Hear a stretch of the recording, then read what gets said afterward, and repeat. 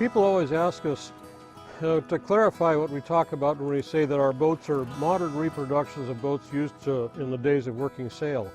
This one is a classic example. This is the Jersey Skiff. And back in the 1800s, even late 1700s when these were designed, many times the same fella built his boat who used one. And he'd build a fat one and a skinny one and a round one and a long one. And eventually he found a shape that really, really worked well. And it became a classic, not because it was pretty, but because it just worked really well. If you sit down to a computer plotter today and design the fastest human-powered load-carrying watercraft you can come up with, you come up with a variation of one of these. Now, the Jersey Skiff was originally a rescue salvage boat from the Jersey Shore, naturally, that's why it's called the Jersey Skiff.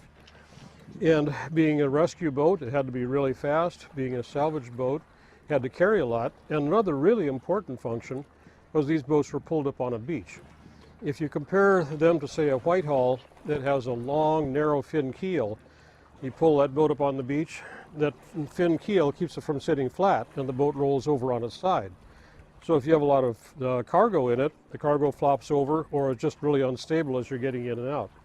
These boats track really well by their nature, fine bow, fine stern, but they flare to what's called a box keel amidships.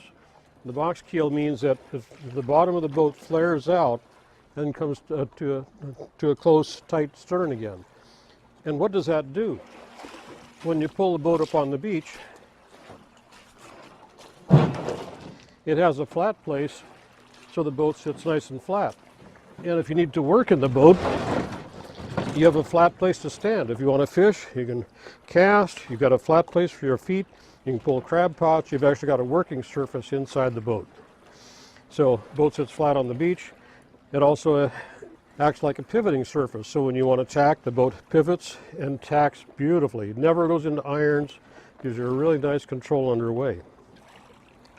So the Jersey Skiff was the first boat that was designed for this particular feature. But then in the Chesapeake and in some of the estuaries, the workmen, like the lobstermen and the oystermen working in the Chesapeake, they love the Jersey Skiff, but they're primarily rowers, they're not sailors. So what they did was they took the same basic hull form and built it with a lower gunnel. That became a Melonseed. The Melonseed was originally designed as an open rowboat. The boat was just open to the gunnel. And if you're primarily going to be rowing, that's all you want it for, that's still probably the best form to get because it has just more volume inside the boat.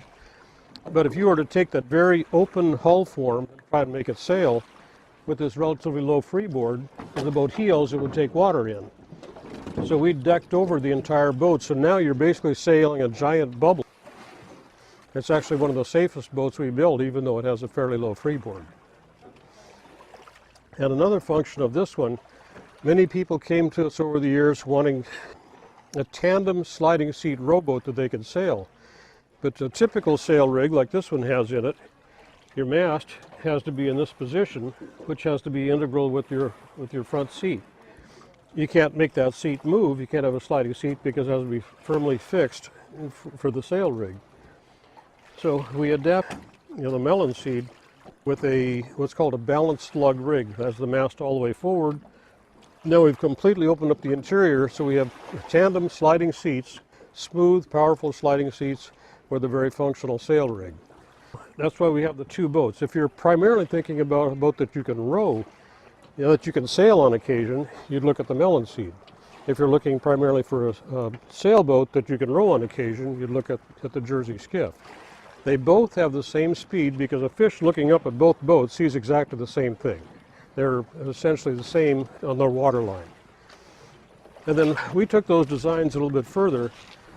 We blend the modern and the traditional. We modernize it by taking that same traditional form and by building out of fiberglass and composites. Even in some boats, a Kevlar composite, we build it much lighter than the original. That means that it'll carry more weight because the buoyancy of the boat doesn't need to support itself, it can support the weight that it wants to carry. Basically what you have here is a sports car. This is an aquatic Porsche. It's designed for fast and it's fun and it carries two people. With the freeboard it has on it and with the sail design, it actually just works best with two. You put more weight into it, it just kind of bogs it down a little bit. This one is the SUV. In equivalent conditions will be almost as fast, but because it's heavier, it's going to slow it down a little bit. So you got your Porsche and you got your SUV. They have the similar characteristics. They're both really fun to use and simple, efficient, powerful, and pretty too. So there you are.